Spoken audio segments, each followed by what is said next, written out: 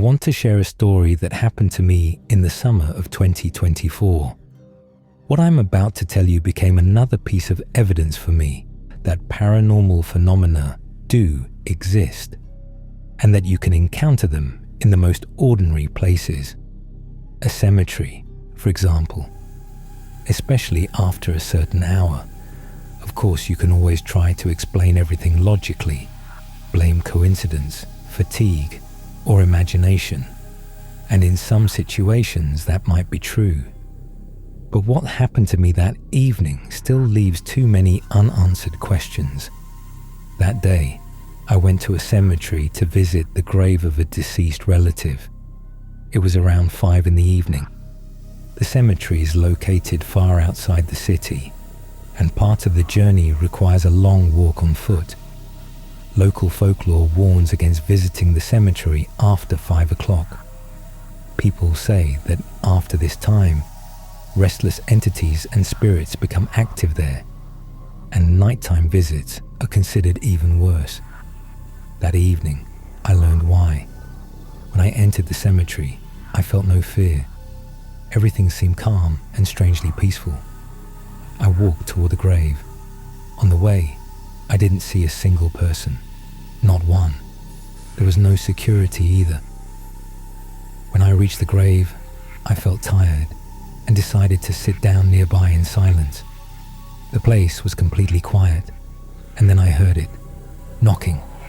A dull, steady sound, as if someone were lightly hitting their fist against a wooden surface, a table, or a coffin lid. The thought crossed my mind, even though I knew how absurd it sounded. I froze and listened carefully. The sound stopped, and I told myself I had imagined it. But moments later, it started again. Without really understanding why, I tapped back on the wooden surface next to me. Almost immediately, the knocking answered. That was when discomfort turned into fear. I was completely alone in the cemetery. I decided to walk toward the source of the sound. After a few steps, I stopped and asked out loud, "Who's there?" The knocking sounded again, right beside me. I looked around. There was nothing. No objects, no fence. Nothing that could have produced the sound. The knocking was real, but its source was not. I spoke again, asking whatever it was to leave me alone. After that, the sound stopped.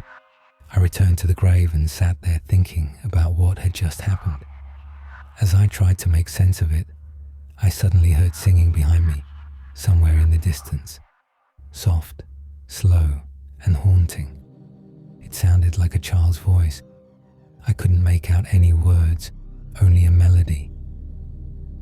Tall grass blocked my view, and I couldn't see anyone. That was the moment true fear set in. I stared in the direction of the sound and decided to walk toward it. I told myself that if it was just people, I would turn around and leave. I walked toward the singing. Strangely, it felt as if it was moving closer. Along the way, I passed many children's graves. That was when a disturbing thought crossed my mind. I stumbled over a headstone that had sunk into the ground and leveled with the path. A bad sign. When I felt I was as close as possible to the source, the singing suddenly stopped. I walked every path in that area. I swear there was no one there. No one at all. That was when I decided to leave. I walked away with the clear understanding that cemeteries are places where you can encounter things that simply cannot be explained.